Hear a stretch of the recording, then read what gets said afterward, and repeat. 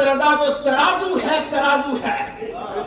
میں نے کہا ایک دور تھا نا صحابہ مومن اور منافق کے لیے پہچان کرتے تھے کہ مومن کون ہے منافق کون ہے. ان کے پاس بھی ایک ترازو تھا.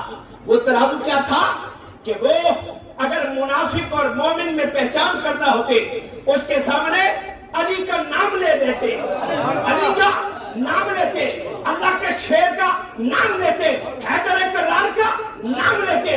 اگر ماتھے پہ بل پڑ جاتا جان لیتے منافق ہے, اور علی کا نام سن کر اگر مچل جاتا سمجھ لیتے پکا مومن ہے.